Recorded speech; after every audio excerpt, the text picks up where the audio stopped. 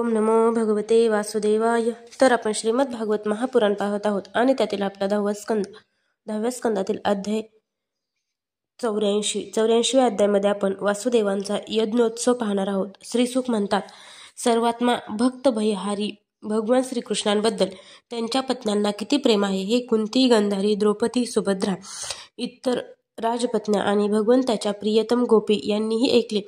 त्यांचे हे अलौकिक प्रेम पाहून सगळ्या जणी अत्यंत मुग्ध झाल्या आणि सर्वांच्या डोळ्यातून प्रेमाश्रू वाहू लागले. अशा प्रकारे ज्यावेळी स्त्रिया स्त्रियांशी आणि पुरुषांशी बोलत होते त्याच वेळी पुष्कळशे मुनी भगवान श्रीकृष्ण आणि बलराम यांचे दर्शन घेण्यासाठी तेथे आले. व्यास, नारद, च्यवन, देवल, असित, विश्वामित्र, शतानंद, भरद्वाज, गौतम शिष्यांसह परशुराम, वसिष्ठ, गालव, भृगु, पुलत्स्य, कश्यप, अत्रि, मार्कंडेय, बृहस्पती, द्वित, त्रित, एकत, सनक, सनंदन, सनातन, संतकुमार, अंगिरा, अगस्त्य, याज्ञवल्क्य, वामदेव इत्यादी इतरही बरेच विश्वविंध्य ऋषी आलेले पाहून अगोदरपासूनच तेथे आलेले राजे, पांडव, श्रीकृष्ण आणि बलराम लगेच उठून उभे राहिले आणि सर्वांनी त्यांना प्रणाम केला. यानंतर स्वागत आसन, पाद्य, अर्घ्य, पुष्पमाला, धूप, चंदन इत्यादींनी सर्व राजांनी व रामकृष्णांनी त्यांची विधीपूर्वक पूजा केली. जेव्हा सर्व ऋषी आरामात बसले तेव्हा धर्मरक्षणासाठी अवतीर्ण झालेले भगवान श्रीकृष्ण त्यांना म्हणाले. त्यावेळी ती सभा अतिशय शांतपणे भगवंताचे भाषण ऐकत होती. भगवान श्रीकृष्ण म्हणाले, आम्ही धन्य झालो. जन्म घेतल्याचे फळ आज आम्हाला पुरेपूर मिळाले, कारण ज्या योगेश्वरांचे दर्शन देवतांना सुद्धा दुर्लभ आहे ते आज आम्हाला झाले. ज्यांची तपश्चर्या अगदी थोडी आहे आणि जे देवाला फक्त विशिष्ट मूर्तीमध्येच पाहतात अशांना आपले दर्शन, स्पर्श, कुशल प्रश्न, प्रणाम, पाद्यपूजा इत्यादींची संधी कशी मिळू शकेल बरे.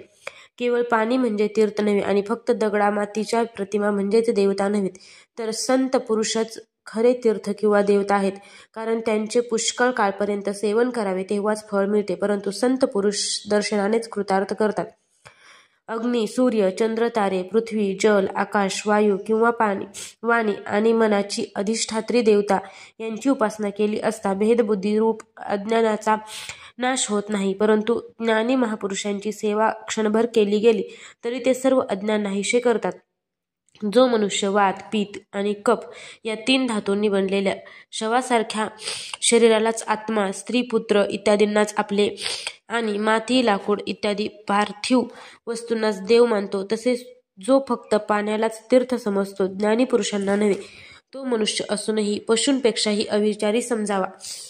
श्रीसुख म्हणतात, अखंड ज्ञान संपन्न भगवान श्रीकृष्णाचे हे गूढ भाषण ऐकून सर्व ऋषी स्तब्ध झाले. हे काय म्हणत आहेत तेच त्यांना कळेना. पुष्कळ वेळपर्यंत विचार केल्यावर त्यांच्या लक्षात आले की भगवान सर्वेश्वर असूनही जे कर्माधीन जीवांप्रमाणे असे बोलत आहेत ते फक्त लोकशिक्षणासाठीच होय. नंतर ते हसत त्या सद्गुरूंना म्हणाले. मुनी म्हणाले, भगवान, ज्यांच्या मायेने प्रजापतींचे अधीश्वर, मरीची इत्यादी तसेच मोठे मोठे तत्वज्ञानी असे आम्ही मोहित होत आहोत, ते आपण स्वतः ईश्वर असूनही माणसासारखे व्यवहार करून स्वतःला लपवून ठेवीत आहात.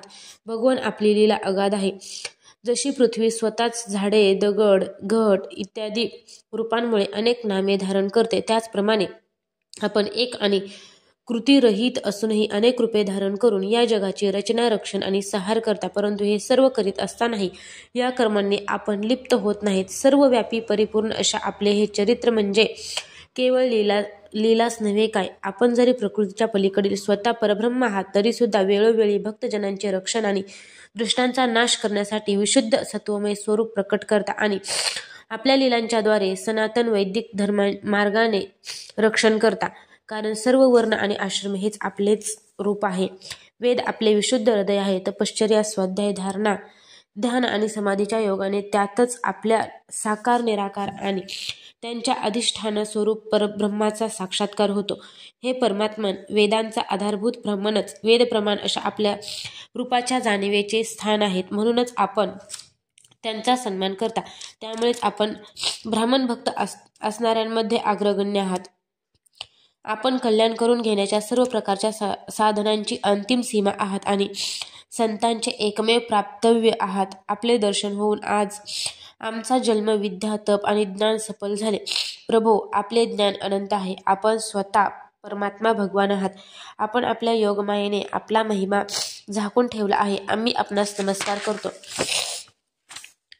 येथे असलेले हे राजे तसेच आपल्याबरोबर आहार विहार करणारे यादव सुद्धा आपले खरे स्वरूप जाणत नाहीत, कारण ते सर्वांचा आत्मा, जगताचे आदिकारण आणि नियंत्रक आहेत. अशा आपल्या स्वरूपाला आपण मायेने झाकून ठेवले आहे. जेव्हा माणूस स्वप्न पाहू लागतो त्यावेळी स्वप्नातील पदार्थांनाच खरे मानतो आणि मनाने जाणवणाऱ्या नाममात्र शरीरालाच खरे शरीर मानतो. त्यावेळी त्याला आपले जागृत शरीर जाणवत नाही. त्याचप्रमाणे स्वप्नतुल्य विषयांकडे इंद्रियांच्या प्रवृत्तीरूप मायेने चित्त मोहित होऊन जीवांची विवेकशक्ती झाकली जाते. त्यामुळेच ते सत्य स्वरूप अशा आपल्याला ओळखत नाहीत. सर्व पापराशी नष्ट करणाऱ्या गंगाजलाचे सुद्धा आश्रयस्थान असलेल्या ज्या आपल्या चरणकमलांना योगी अत्यंत परिपक्व अशा योग साधनेने स्वतःच्या हृदयात धारण करतात, त्यांचेच दर्शन आज आम्हाला झाले. ही मोठी भाग्याची गोष्ट आहे. प्रभो, आम्ही आपले भक्त आहोत. आपण आमच्यावर कृपा करावी, कारण ज्यांचा लिंग शरीररूप जीवकोश आपल्या उत्कृष्ट भक्तीमुळे नष्ट होतो त्यांनाच आपल्या परमपदाची प्राप्ती होते. श्रीसुख म्हणतात, हे राजर्षे, अशा प्रकारे भगवंताची स्तुती करून त्यांचा धृतराष्ट्राचा तसेच धर्मराजाचा निरोप घेऊन त्यांनी आपापल्या आश्रमात जाण्याचा विचार केला. ज्यांचा जाण्याचा विचार पाहून कीर्तिमान वसुदेव त्यांच्याजवळ आले, त्यांना नमस्कार केला आणि त्यांचे पाय धरून अतिशय नम्रपणे त्यांना म्हणाले. वसुदेव म्हणाले, ऋषींनो, सर्व देवस्वरूप आपणास मी नमस्कार करीत आहे. आपण माझी एक प्रार्थना ऐकावी, ती अशी की कर्मांच्या अनुष्ठानाने कर्मवासनांचा नाश कसा होतो हे आपण मला सांगावे. नारद म्हणाले, ऋषींनो, वासुदेव श्रीकृष्णाला मूल समजून विशेष जाणून घेण्याच्या शुद्ध भावनेनेच आपल्या कल्याणाचे साधन आम्हाला विचारित आहेत. हे काही आश्चर्याची गोष्ट नाही. नेहमी जवळ राहणे माणसाबद्दलच्या अनादराला कारण ठरते. गंगेजवळ राहणारा माणूस पवित्र होण्यासाठी दुसऱ्या तीर्थावर जातो. श्रीकृष्णांचे ज्ञान कालगतीनुसार होणारी जगताची उत्पत्ती, स्थिती आणि प्रलय यामुळे नाहीसे होत नाही. तसेच ते आपोआप कोणत्याही दुसऱ्या कारणाने, गुणांनी किंवा अन्य कशानेही नष्ट होत नाही. त्यांचे ज्ञान अविद्या, राग, द्वेष, पुण्य, पाप स्वरूप कर्मे, सुख दुःखादी कर्मफले किंवा सत्वादी गुणांच्या प्रवाहांनी खंडित झालेले नाही. हे स्वतः अद्वितीय परमात्मा आहे. जेव्हा ते स्वतःला आपल्याच प्राण इत्यादी शक्तींनी झाकून घेतात तेव्हा सामान्य लोकांना ते मनुष्य वाटतात. ढग, धुके किंवा ग्रहण यामुळे सूर्यच झाकला गेला आहे असे वाटते. त्याप्रमाणे परीक्षिता, यानंतर श्रीकृष्ण, बलराम आणि अन्य राजांच्या समक्षच वसुदेवांना संबोधून ऋषी म्हणाले, कर्मवासना आणि कर्मफलांचा कर्मांच्या द्वारेच सर्वथैव नाश करणाऱ्याचा सगळ्यात उत्तम उपाय हाच आहे की यज्ञांनी सर्व यज्ञांचे अधिपती भगवान विष्णूंची श्रद्धापूर्वक आराधना करणे. त्रिकालाचे ज्ञान असणाऱ्या ऋषींनी शास्त्रदृष्टीने हाच उपाय चित्ताच्या शांतीसाठी सुलभ मोक्ष साधना आणि अंतःकरणात आनंद निर्माण करणारा धर्म म्हणून सांगितला आहे. आपण न्यायाने मिळविलेल्या धनाने श्रद्धापूर्वक भगवंताची आराधना करणे हाच गृहस्थाश्रमी द्विजातीसाठी परमकल्याणाचा मार्ग आहे. हे वसुदेवा, विवेकी पुरुषाने यज्ञ, दान इत्यादी करून धनाची इच्छा, गृहस्थोचित भोगांनी स्त्री पुरुषांची इच्छा आणि कलानुसार सर्व इत्यादी लोक सुद्धा नष्ट होतात हे जाणून त्याही इच्छेचा त्याग करावा. अशा रीतीने घरात राहून या तिन्ही इच्छांचा त्याग करून वनामध्ये जावे.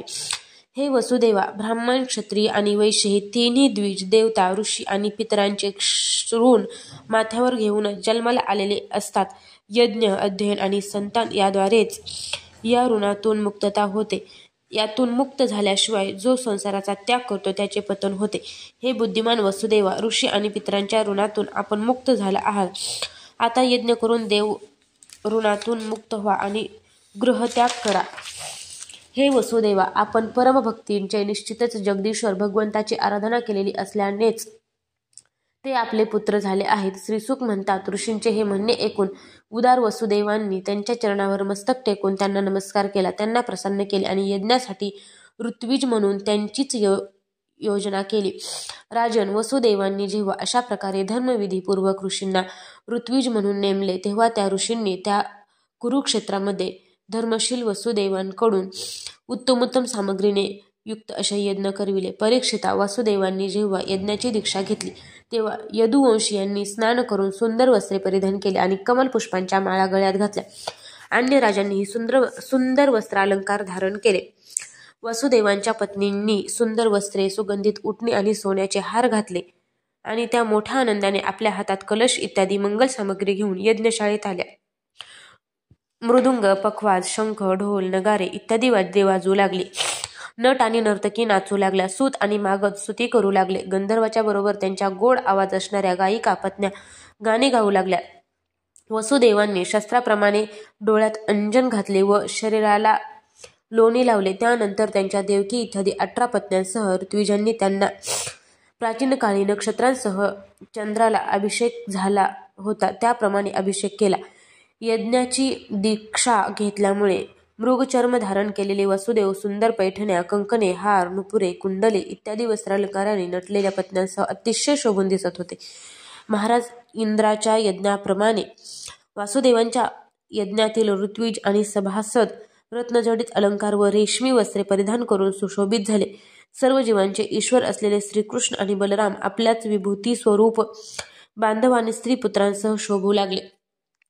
वसुदेवांनी प्रत्येक यज्ञामध्ये ज्योतिष्टोम, दर्श, पूर्णमास इत्यादी प्राकृत यज्ञ, सौर सत्र इत्यादी वैकृत यज्ञ आणि अग्निहोत्र इत्यादी अन्य यज्ञांच्या द्वारा द्रव्य, ज्ञान व क्रिया यांचे अधिपती असणाऱ्या ईश्वराची आराधना केली. एवढे झाल्यावर त्यांनी योग्य वेळी वस्त्रालंकार घातलेल्या ऋत्विजांना शास्त्रानुसार दक्षिणा व पुष्कळ धनासह अलंकृत गायी, भूमी आणि कन्या अर्पण केल्या. नंतर महर्षींनी पत्नी संयाज व अवभृत स्नान ही कर्मे करून वासुदेवांसह परशुराम तीर्थात स्नान केले. स्नान केल्यानंतर वसुदेव व त्यांच्या पत्न्यांनी आपली सगळी वस्त्रे व अलंकार बंदी लोकांना दिले आणि स्वतः नवी वस्त्रे व अलंकार परिधान करून ब्राह्मणांपासून कुत्र्यांपर्यंत सर्वांना भोजन दिले. त्यानंतर आपले बांधव, त्यांच्या पत्न्या, पुत्र तसेच विदर्भ, कोसल, कुरु, काशी, कैकय, संजय इत्यादी देशांचे राजे, सभासद, ऋत्विज, देवता, माणसे, भूत, मात्र, पितर आणि चारणांना पुष्कळ भेटवस्तू देऊन त्यांचा सन्मान केला. नंतर श्रीकृष्णांचा निरोप घेऊन यज्ञाची प्रशंसा करीत ते आपापल्या ठिकाणी गेले. त्यावेळी धृतराष्ट्र, विदुर, पांडव, भीष्म, द्रोणाचार्य, कुंती, नारद, भगवान व्यास तसेच अन्य सोयरे संबंधित आणि बांधव आपल्या आप्त अशा यादवांना सोडून जावे लागत असल्याकारणाने अत्यंत दुःखित झाले. अतिशय स्नेहाने त्यांनी त्यांना आलिंगन दिले आणि दुःखित अंतकरणाने कसे तरी ते आपापल्या देशाकडे गेले. इतर लोकही त्यांच्याबरोबर तेथूनच रवाना झाले. श्रीकृष्ण, बलराम तसेच उग्रसेन इत्यादींनी नंदबाबांसह सर्व गोपांचा उत्तम वस्तू देऊन सन्मान केला. तेव्हा आपापसातील प्रेमामुळे ते काही काळ तेथेच राहिले. वासुदेवांनी आपल्या मोठ्या मनोरथाचा महासागर आप्तांसमवेत पार केला होता. एकदा नंदांचा हात आपल्या हातात घेऊन प्रेमाने ते म्हणाले. वासुदेव म्हणाले, हे बंधो, माणसाला भगवंतांनी अशा प्रेमपाशात जखडून टाकले आहे की मोठमोठे शूर आणि योगी सुद्धा ते तोडण्यास असमर्थ आहेत.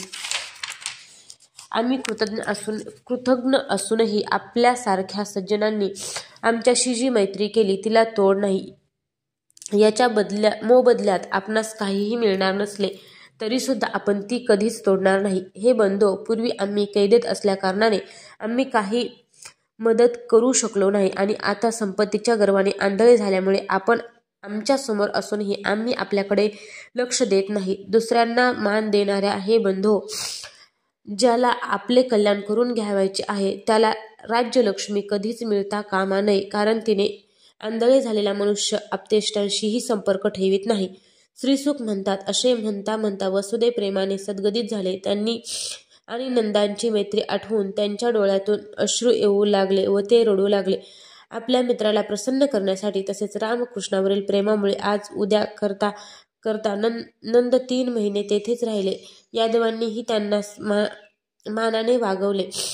यानंतर बहुमोल अलंकार, रेशमी वस्त्रे, अनेक प्रकारची उत्तमोत्तम सामग्री आणि उपभोगाच्या वस्तू नंद त्यांचे व्रजातील सहकारी आणि बांधव यांना देऊन त्यांना तृप्त केले. वसुदेव, उग्रसेन, श्रीकृष्ण, बलराम, उद्धव इत्यादी यादवांनी त्यांना दिलेल्या भेटी घेऊन त्यांनी निरोप घेतल्यानंतर नंद आपल्या व्रजाकडे गेले. नंद, गोप आणि गोपी यांचे चित्त भगवान श्रीकृष्णांच्या चरणी इतके आसक्त झाले होते की प्रयत्न करूनही तेथून काढून घेण्यास असमर्थ झालेले ते तसेच मथुरेला गेले. सर्व अपतेष्ट निघून गेल्यावर श्रीकृष्णांनाच दैवत मानणारे यादव पावसाळा जवळ आलेला पाहून द्वारकेला गेले. तेथे गेल्यावर त्यांनी वासुदेवांचा यज्ञ महोत्सव, अपतेष्टांची भेट इत्यादी तीर्थयात्रेतील प्रसंग तेथील लोकांना सांगितले. अध्याय 84 समाप्त.